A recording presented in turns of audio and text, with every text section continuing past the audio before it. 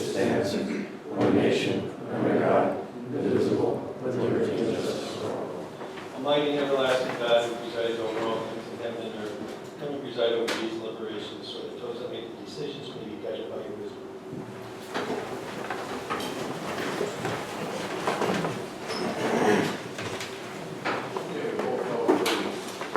Mr. Wilkes-Barre. Here. Mr. Brooks. Here. Ms. Gilbert. Present. Mr. Merritt. Here. And Mr. Barrett. Here. Also in attendance tonight is, also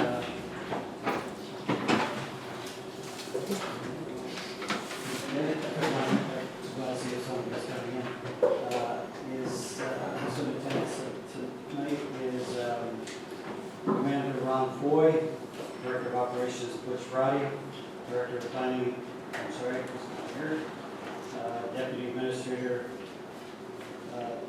City Attorney Tim Henry, Finance Director Greg Kittrick, Deputy Fire Chief Alan Clappett, Director of Health Services Henry Radulski, Director of OCD Kurt Sauer, IT Director Louis Lau, Community Support Director Joe Rodano.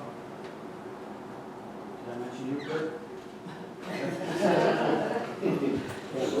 Capital Projects Program Manager Joyce Zakowski, Junior Council Member Melissa Rush, Assistant City Clerk Catherine Payne, and Administrative Assistant Lisa Sanfilippo.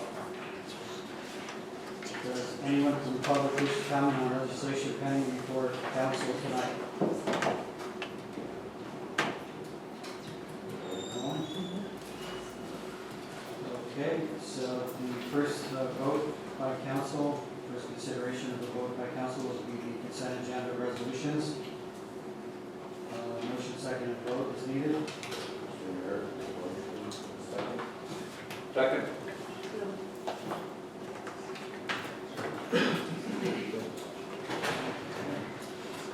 Mr. Glasgow. Yes. Mr. Brooks. Yes.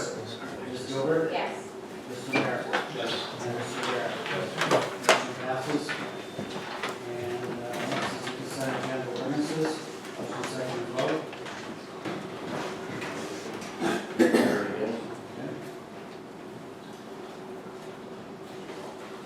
Second.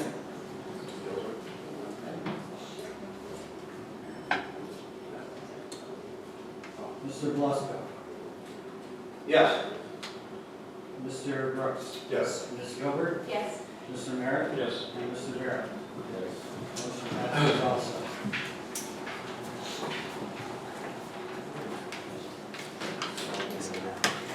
Council members, do you have anything else?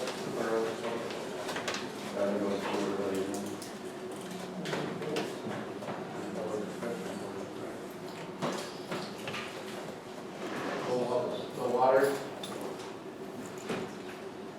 The water. No, it's we are due.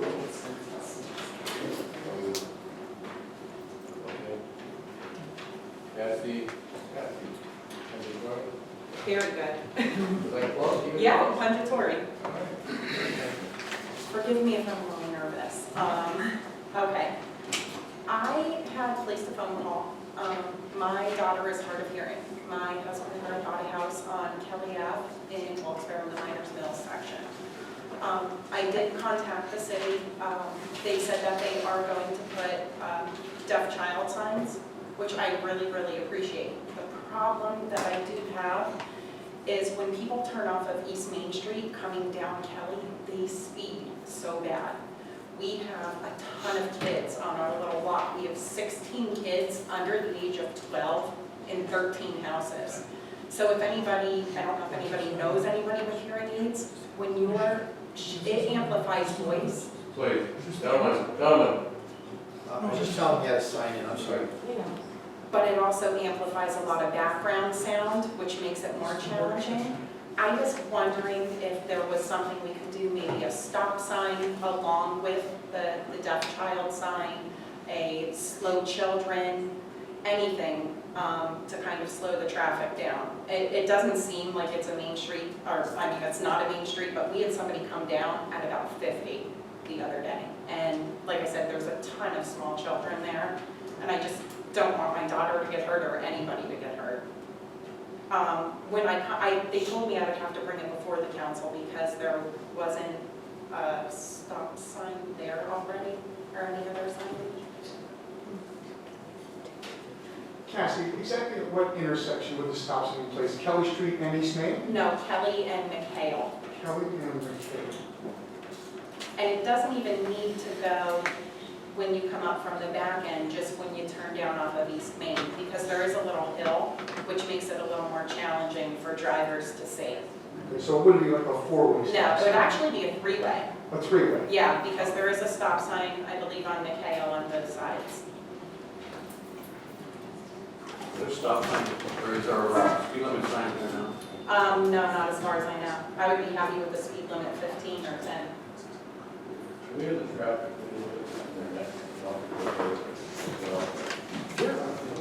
I'd rather the traffic committee do an investigation and see what That happens. would be wonderful. Would be the best course of that for that area. Jim, do we need to forward that to them? Or just go? Does she need to know, or let this go to traffic? Yes, yes. I just asked them to take a look at it. Sure. Okay, thank you. Yeah, send me emails so I can remember. I will send an email. Traffic committee meets monthly, and what they do is they go out and actually look at the situation, bring the local feedback, given circumstances as mentioned, and come back to us with a recommendation. You may very well warrant stop sign, maybe some other things that they see that they might want also. Okay. And then go from there. Okay, thank you very much.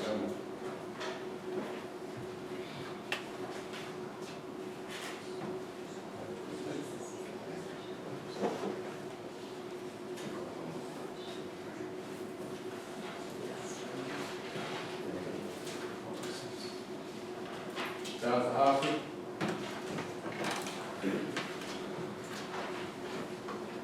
Good evening.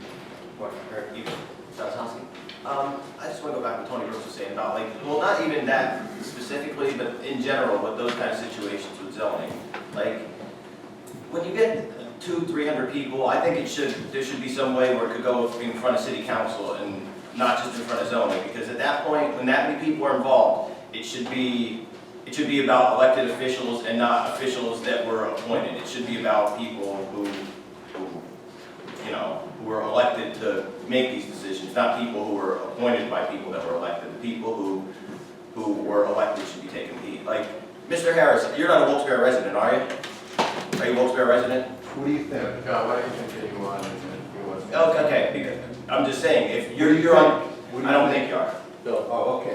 I'm not. Keep that. Okay, if he's not like, if he's on the zoning, it's not a city, it's a job, but if he's not in Wilkes-Barre, he's not affected by those. Excuse me, what are you referring to? What's the I'm subject? just asking, are you a What is Wilkes-Barre the resident? subject matter? Okay, let's go back. Okay. Just go back to your point.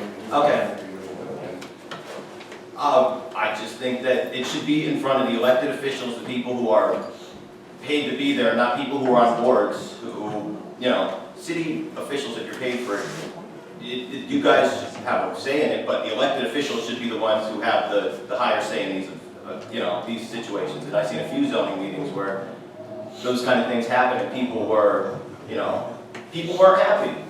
That situation with Kistler getting zoned, you know what I mean? The elected officials should be the ones making these decisions.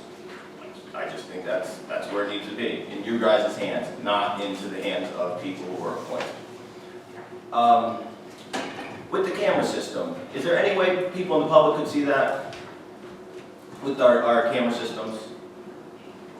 Like, I'd like to see with the Hawkeye things that you were referring to, Mr. Barrett. Is there any way regular citizens could see what we have with the Hawkeye system?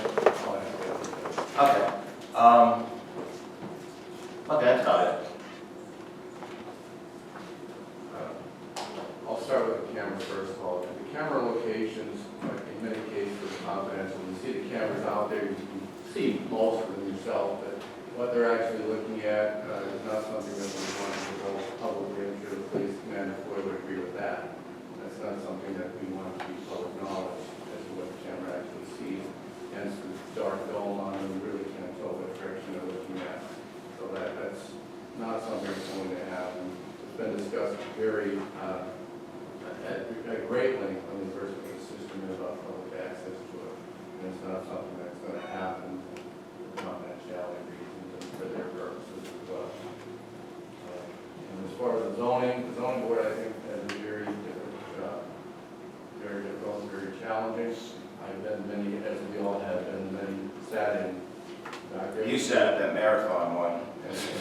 And others as well, but they are autonomous. And we cannot directly mention the attorney would advise us accordingly as well. We can't interfere, however, we certainly. But I think if there's like enough people that are coming from these neighborhoods that are that opposing to it, I think the city should interfere. You know what I mean? The city should be involved. If there's like, say you get 500 people on a petition for something, maybe the city should be involved in something like that. You know, I think that's a bigger decision than just the. Yeah, I understand your frustration. Sometimes when we sit there, as you might not totally agree. That's why there are various members of the zoning board, not just one person, and it's pretty much in their hands. That's when people like that. We can't interfere with them. Otherwise, anything else? Okay.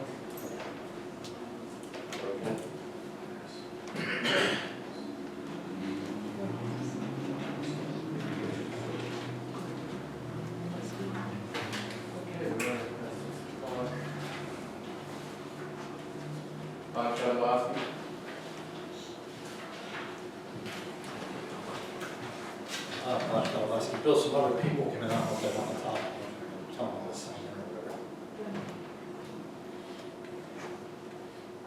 Okay. I just wanted to touch base with council on a few things. As you know, the last incident we had here, I guess it was you, Bill, that wanted to have me arrested. And I understand that's your prerogative. I mean, somebody put a complaint in to have me arrested for what transpired here. But what I'd like council to do is, I would like you to write a letter to Chief Landaki and find out about what's going on. Somebody stole our basketball hoops down in Barney Farms. I understand that some high-profile people that were involved in the theft, and now I believe they're back.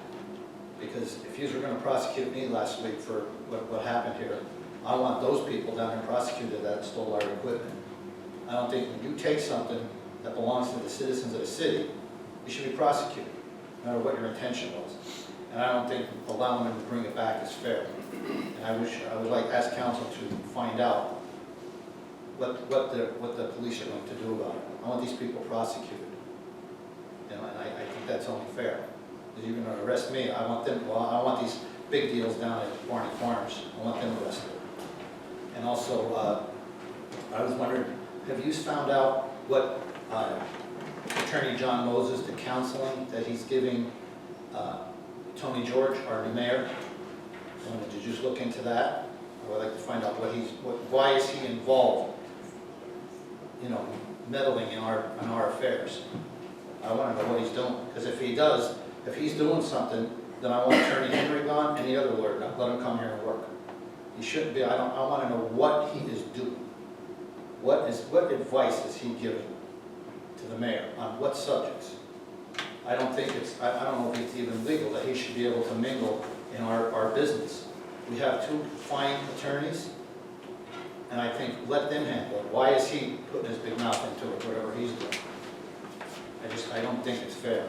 Also, did you have a chance to look to see if who's living out in Schaefertown? Did you have a chance to check on that? And also, I've been talking to several people. That other lady, I don't know what her name is, the one that was living out in Dallas, or I don't know, I think it's Dallas or Schaefertown. She was supposed to move in here months ago, and she's still not in here. So how is that fair? I don't think it's fair that she should be allowed to get away with that. And let's see, I think there was one more thing. Okay.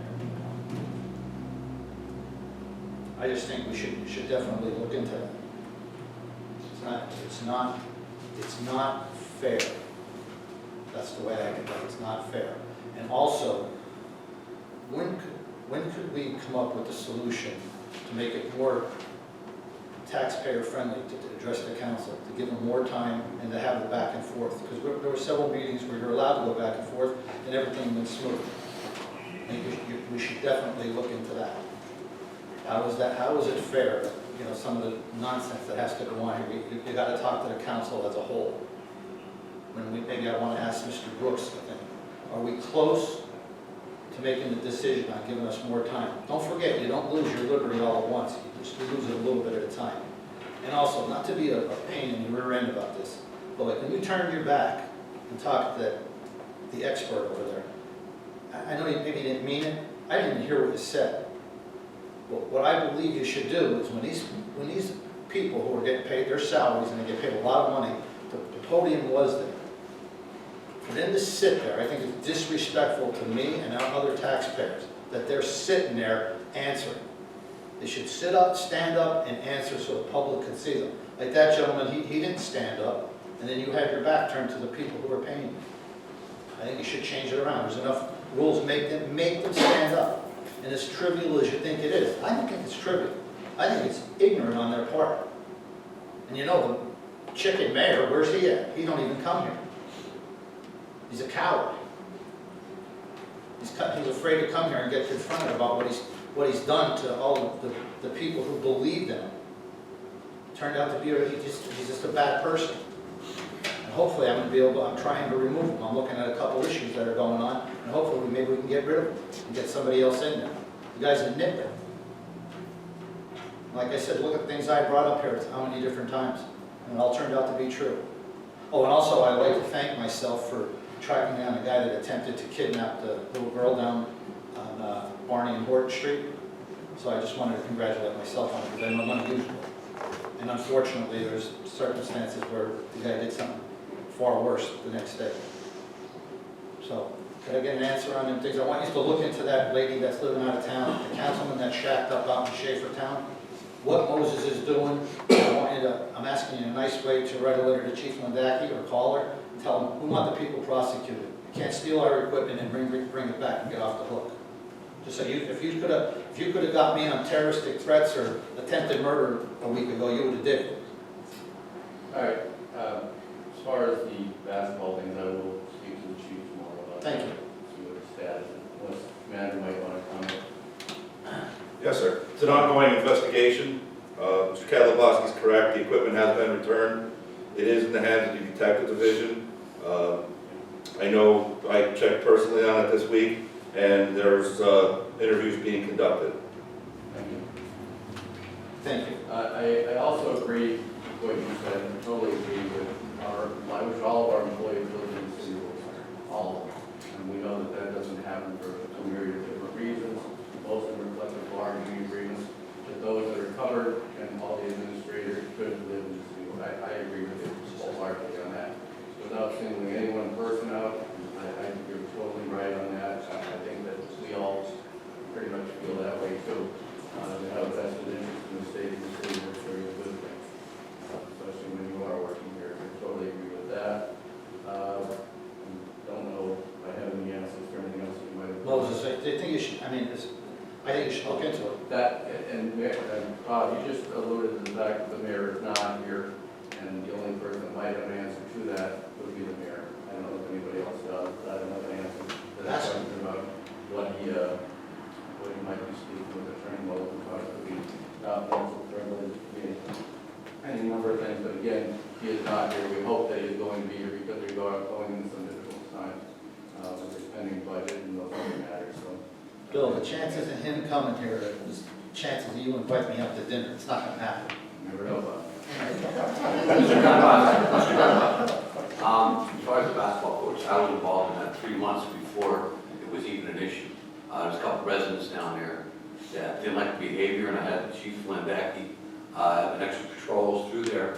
There wasn't much the city could do, or council for that matter, as far as the rowdiness of the kids other than monitoring it. Chief Floyd was active in that and having extra patrols. We set up meetings. I set a meeting with myself and Mr. Wampel for 4:30 one day. The very next day, before the meeting, the basketball courts were gone. I get notified of it. I notified the city. They weren't even aware yet. Looking into it farther, I said to Ted Wampel, Do we know what's going on? You know, anything, all of a sudden they canceled this meeting. Seemed very shady to me, to be honest with you. And all of a sudden the basketball hoops show back up. I asked Ted again about it, and at that point, when I talked to Chief Lindaki, there wasn't any suspects. Detective Foy is still in it, but as far as I know, to be honest with you, in my opinion, and I'm all into it because it's in my district, and I've been dealing with this all summer long. As I find out, I'm sure we'll report it. And thank you for being your temperament today. I'm on We all special appreciate medicine. Thank you. Okay. Jim Walsh?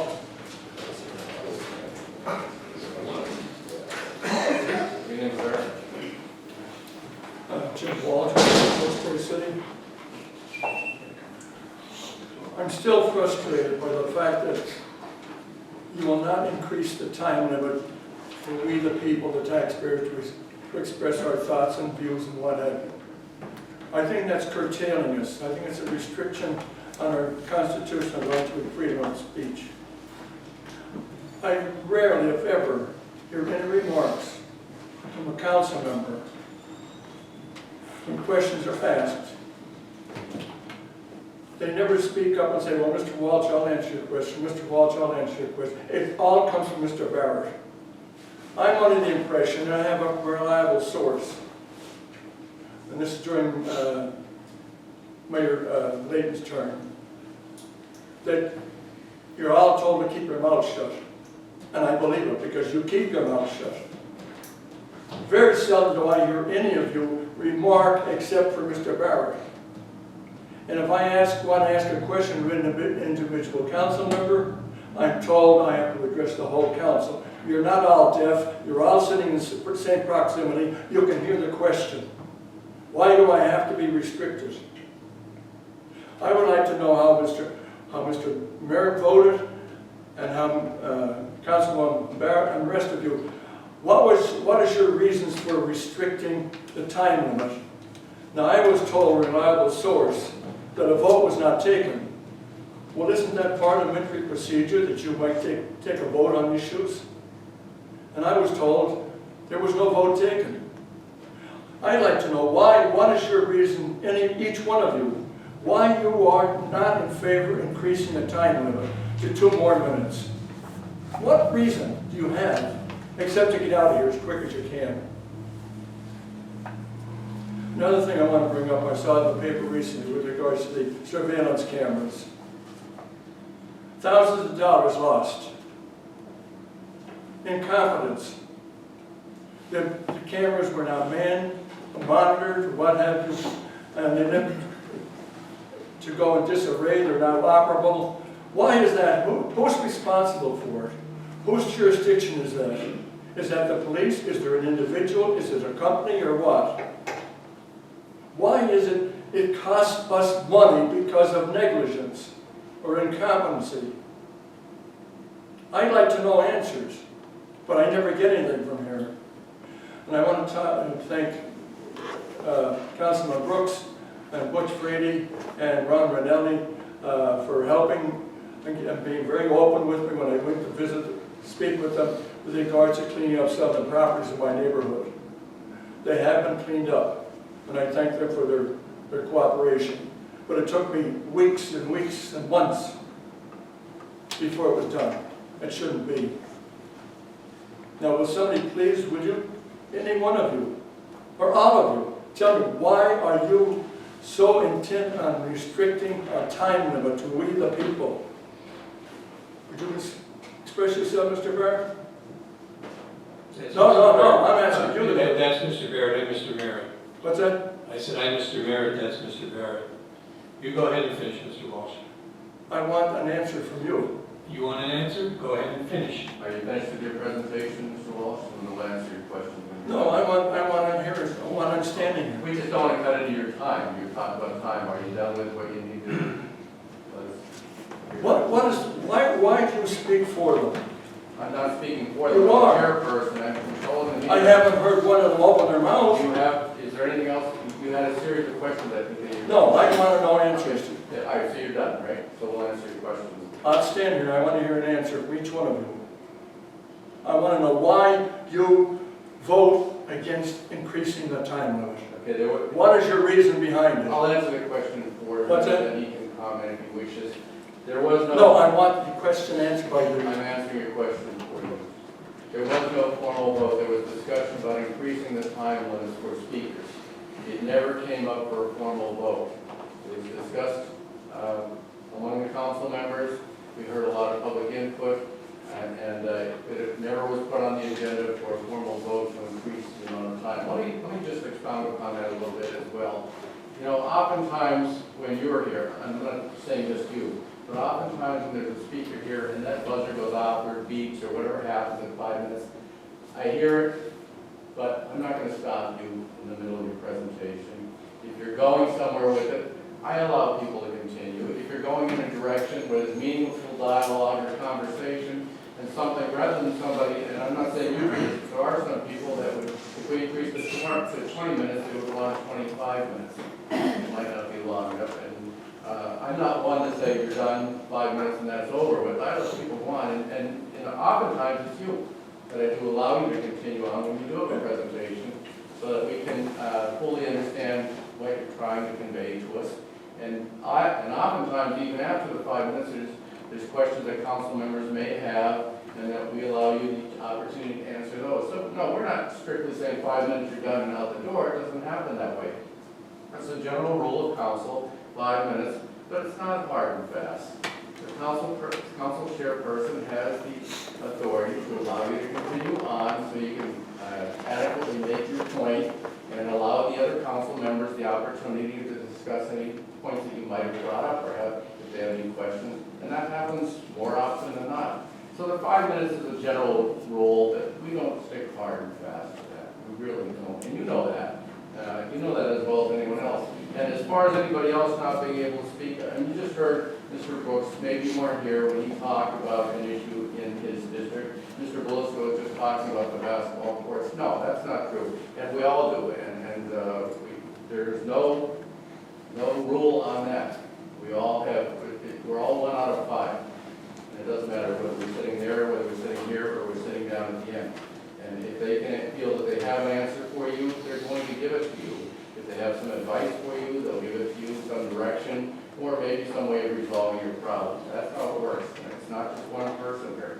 The chairperson does control the meeting, and next year there'll be somebody else sitting here so you can yell at them next year and say, they don't give you enough time. But that's pretty much the way it works. And we do appreciate you being here and bringing that to our attention. And I'm glad to hear that your problems were resolved. And this goes on a lot. When problems are brought to the attention of the administrative staff, whether it's high graphs or whatever it is. So it's good to hear that your complaints, your concerns were adequately addressed. And it's even more important to us that you come here and let us know that these things are being addressed. Anyone else? Mr. Walsh, I think, I understand what your What's concern, I understand what your concern is. But last month's meeting, I purposely watched. It was, a member of the public spoke 6 minutes about asking for 5. And that's the truth. Councilman Barrett will allow anyone in the public to speak as long as you're staying within council meetings, being respectful to council, staying on a subject without bouncing all around, asking questions, expecting answers when it's already over 5 minutes. My opinion of it, I think you get through your presentation with plenty of time in 5 minutes. And I feel the same. Now, I've been speaking, I didn't go over use my 5 minutes. Oh, you're way over. Go ahead. That was a long time ago. Go ahead, finish up. You have another question? No, you used it up. Oh, Yes, you did. Go ahead. You've been talking for 5 minutes or more. Go ahead. But they don't say a word. They keep their mouth shut because they're under a gag order. All right. Mr. Well, Walsh. you're shaking your head no, Councilman. But why don't you speak up when I ask questions? Mr. Walsh. Why do you I'm favor? trying to answer your question. What? There are many words to describe me. Quiet is not one of them. And I always, anytime anybody asks a question, if I know the answer to it, I always answer. And if you sit in this audience, you can attest to that. And I think that can be said about any of our council members. Anytime we know an answer, each of us takes a turn to answer it. And as far as someone telling me to keep my mouth shut, that's not true in the least. I've asked, time and time again, I've asked questions, and Mr. Barrett said, Mr. Walsh, you have to address the whole council. You can't ask an individual. He's done that to me time and time again. And that's the rule of council. You have to They don't address- say a word. You have to And address that council. leads me to believe what I was told, Yeah. that when during Mayor Layton's Well, whoever told you that term, doesn't know what they they're were talking about. under a gag order. They were told to keep their mouths shut. And I have that from Well, I agree reliable that sources. there is no gag order, there never was a gag order, and there never will be one. Then whenever I ask a question of an individual, you say, Mr. Walsh, you have to address the whole council. You do it repeatedly. That is the rule of council, okay? You can mention council members' names. And they don't speak up. If I were sitting there All right. and a question was asked, I'd say, Mr. Barrett, you don't speak for me. I'm a council member. The question was asked, I give my opinion, but they don't do it. They keep their mouths shut. I agree. Because you've got them under a gag order. All right, anything else? Okay, thank you, sir. It's nothing but a frustrating, and as far as I'm concerned, these meetings are nothing but a sham. Okay. And I think an investigation ought to be made into these surveillance cameras. When thousands and thousands of dollars are wasted, somebody has to be held accountable. We are working. Thank you, sir. Okay, do we have a motion? Mayor, thank you, everyone.